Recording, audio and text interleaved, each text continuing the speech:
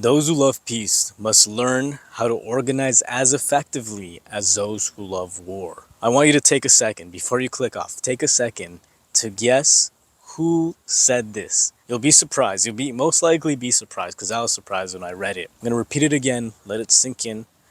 Those who love peace must learn how to organize as effectively as those who love war. So what this quote is saying, the peace-loving, the kumbaya types, the pacifists must learn how to organize, must learn how to be, must learn how to think like those who love war, who have that Aries warrior energy, who are ready to those who are assertive, those who are ready to fight at any point, who have, if anything, go too far into that direction, into that aggression, unbalanced aggression. The man who said this is actually one of history's favorite peace-loving, turn the other cheek men. Martin Luther King was the man who said, "Those who love peace must learn how to organize as effectively as those who love war." I don't know about you, but that was a surprise to me because this is Martin Luther King, MLK Jr., the man who propelled the civil rights movement right into the forefront, the man who said, "Do not fight back. If they hit you, if they are aggressive towards you, if the aggressor is hurting you." So it really came as a surprise to me when I saw that MLK was advocating for the peace lovers to think and feel, to be, to understand those who love war. Now, for those of us who have a tendency or a past, or maybe right now, even right now, have these traits of being a people pleaser, of a Mr. Nice Guy, and I'm using Mr. Nice Guy like Robert Glover's definition of a nice guy, passive aggressive, pacifist, very fluid, boundaries or no boundaries at all. And I'm saying that because as a human, this applies to both genders, and as a man, it is especially potent in that pattern for men, for the masculine. And I'm going to be making sweeping generalizations in this video, which applies to all of my videos really. I'm talking in these generalizations, in these like major categories. Are there exceptions? Yes, but I'm especially making that disclaimer now because this video is going to be full of those. With that out of the way, why would MLK, the guy who is known for non-violence, make such a statement? And this is a pattern that I notice a lot, actually, as I've gone out of that people-pleasing mode, that I've become more assertive, that I've become more balanced, not too aggressive, not too passive, a nice balanced middle ground where I have my boundaries, where I'm able to assert myself, but also I'm not overly aggressive, because I have ventured into that. Like, I've either been too domineering and aggressive or too pacifist, and it can be tricky finding that middle ground. So this pattern I've noticed even in Jungian psychology, where the development of a healthy ego, the development of healthy boundaries, the development of a strong identity, and not being too passive, and having these boundaries, not overly rigid, but these strong boundaries that you feel safe in, and that you're able to live out without too much effort, just naturally know when to say no, know when someone is crossing that boundary, walking away, or saying something when you need to say something, speaking your mind instead of keeping it in and acting out in passive aggressive ways. I've noticed that being all love and light and passive and allowing people to walk over us, the better option is to have the sword, to be able to be capable of asserting our will, to have the sword, figuratively have that sword, but have it sheathed. Think of that visual, feel that visual. You are capable of great violence. You are capable of aggression. You are capable of cutting things off, but only when you really need to. It stays sheathed 99% of the time until it's needed. And for the men here, the masculine drive the masculine. Masculinity has gotten a pretty bad rep for the past few decades. And while you don't need permission from me, I do want to say it is okay to be masculine. It is okay to exhibit masculine traits. It is okay to walk in your masculinity, because there is a healthy masculine. It's not what the media makes it out to seem, all the Andrew Tates and the toxic, unhealthy, unbalanced masculine. The boys who think they're men but they're not men. Because really a healthy masculinity has overcome the ego, at least in part, where it is not all about the self. It is about service. It is about giving. It's about having a healthy identity, healthy needs and wants. But it's also understanding there's a bigger picture. It's understanding that there is a greater cause than the self. And a lot of these examples out there, the macho, masculine, muscular, cigar smoking, Dubai living, are not men. They're not examples of men. because it is all about the self. It's all about the ego. It's all about me, me, me. That is not healthy masculinity. That is not the sacred divine masculine. The divine masculine embodies traits that surpass those that boy psychology. Unfortunately, rite of passage for men has been thwarted at every level. I live in the Western world. I live in the United States, and we no longer really grew up with healthy men, with a brotherhood around us. In the past, if we worked on the farm, we worked with our fathers, with our uncles, with our grandfather. They taught us the ways of men, and even prior to that, we hunted with a tribe. We were out there hunting with a brotherhood of men, and also there were actual rite of passage for men.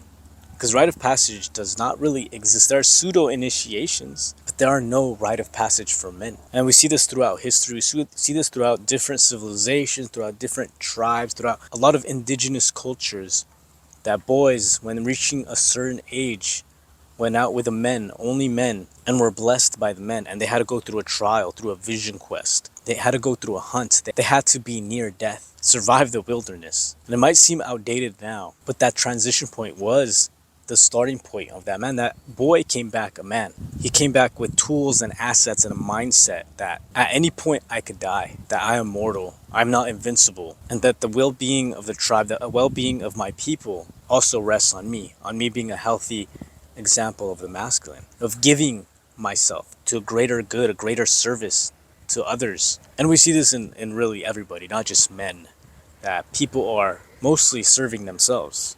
People are about themselves. While individuality has given us the opportunity to express ourselves and be free, we've also become constrained by our own freedoms. What is life when we're only serving ourselves, or we're only serving our ego? We're not serving a greater cause. We don't have a purpose. It reminds me a lot of the movie Fight Club, right? In Fight Club, there's a generation of men that have no great war, no great purpose. I recently watched this movie Prey, and it's from the Predator series. If you're not familiar with it, I'll put like a picture of the quote I'm about to use because I'm gonna butcher it right now. To summarize, the Predator lands on Earth. He lands during the time that before pre-contact America, Native Americans, the indigenous people were the ones caretaking the land. There were no Europeans yet. Well, there were Europeans, but it was not to the extent now. They were largely uncontacted. And so it shows this female hunter. And so in this movie, there is a hunting quest, right? And the hunt, killing your first major prey, was a initiation. It was a rite of passage. The rite of passage in Comanche is called kutamia. So kutamia is rite of passage. And in the movie, the brother tells the sister who's hunting this lion, it's time, Naru. Your kutamia. When the lion comes, you tell that thing, this is as far as you go. No more. This is it. And how I'm tying that to the MLK quote is that, let's say the peace lover and the war lover. The peace lover must learn how to stop the war. The good must learn how to stop the bad. And I know this is like duality, right? This is a dualistic concept. There's something that transcends that dualism. For the sake of practicality, this is it. The boundary. The boundary of good and evil. The boundary of stopping bad. It's a dangerous concept because we can justify the good and bad any way we want. We see it in politics, right? We see the far right, the far left. They both think they're right. They both think they're doing good. They're on the side of justice. So there is a danger here. But aside from that, setting that aside for the self and learning, this is it, this is the boundary. And there are forces out there that are out to destroy, that are out to do bad, to harm. And that's where we learn to identify. Is this causing harm? Is this where we say, this is it? This is where we slay that lion? Because compassion can only go so far. And I get it because I'm a person that has a lot of compassion, that has struggled with learning when to raise that sword, when to say, this is it. There's another quote later on in the movie, and it's about the kutamia, the rite of passage. The main character says, you think the reason for kutamia is to hunt, because it is like, kutamia is the rite of passage and you must hunt the lion. You must be successful against a predator, someone or something that will kill you in an instant. So you think the reason for kutamia is to hunt. The reason for kutamia is to survive. So kutamia, rite of passage, is to survive. It's for survival of self, survival of the tribe, survival of the group. That mentality has its limitations, like I said. We see it now. These huge polarities, unnecessary polarities, because there's a manipulation, there's mechanisms in the background running that are manipulating these polarities. But when it comes to actual survival, when it comes to actually transcending that, the rite of passage is about survival, and it's also about overcoming fear. The main character, she goes, "You think that I'm not a hunter, that I'm not a threat. That is what makes me dangerous. You cannot see that I am killing you." Butchering that, but pretty much that's what it says. So in Jungian psychology and in studying rite of passage is the transition point between boyhood and manhood. And the boy must survive to become the man. The boy must die. The hero dies in order to become the mature, masculine man. That transition point between boyhood and adulthood is called the liminal stage. And it's a time of chaos. It's a time of not knowing where we fit in, whether our ideals are here or over here, whether we're doing things for ego, whether we're doing things for the greater good. It's a struggle. It's it's an ugly duckling phase for sure. And I'll say that for myself as well, like learning and becoming more of myself, becoming a man, and transitioning into that point when most of society is not even there. Most of society is in boyhood or in the liminal transition stage. There's not a lot of healthy examples of the masculine or the feminine. There's not a lot of healthy examples of a mature third stage where people have surpassed their ego, where people want to do things for the greater good. The liminal stage is a stage of testing, of confusion. And we see this, right?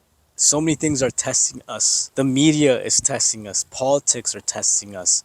Everything is being thrown at us until we're able to overcome that obstacle, overcome that stage. It's like a video game, and there are lessons behind every stage.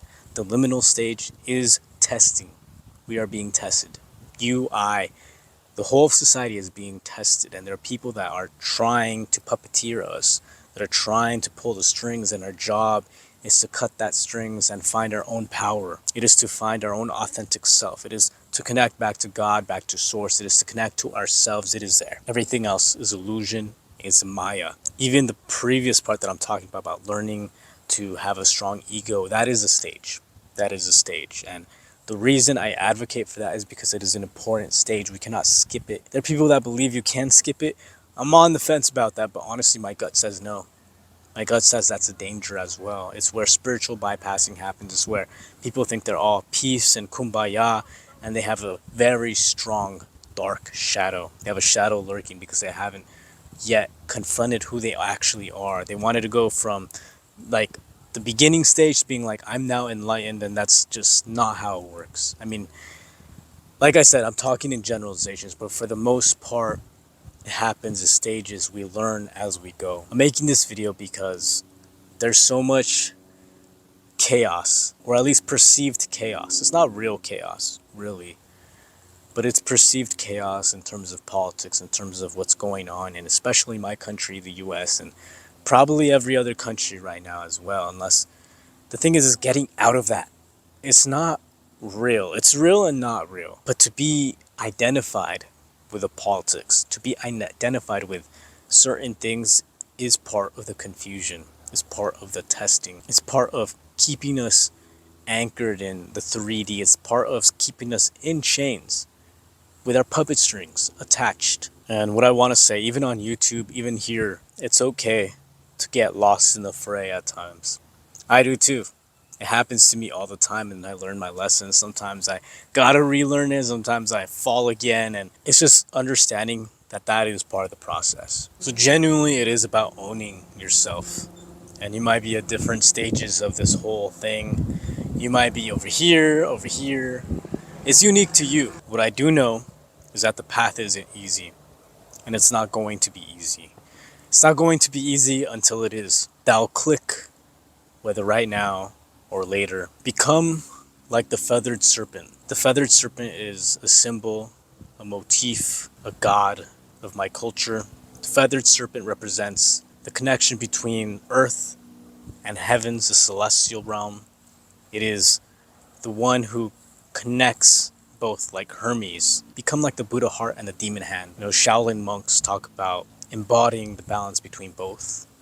Having the Buddha heart Yet the demon hand, like MLK has stated, those who love peace must learn war. So going into that heart space and having the demon hand, if you're in that stage similar to where I am now, or where this video has resonated with you, I invite you to subscribe to this channel and like it so we can push it out to more people. I also have a Discord community for men, so feel free to join. The link is down below. If you've come this far, I want to really thank you for watching this video. It's been long, it's gone everywhere. I hope it has helped you in one way or another. It's turned on the light bulb here and there. I hope to see you in the community and in the next video.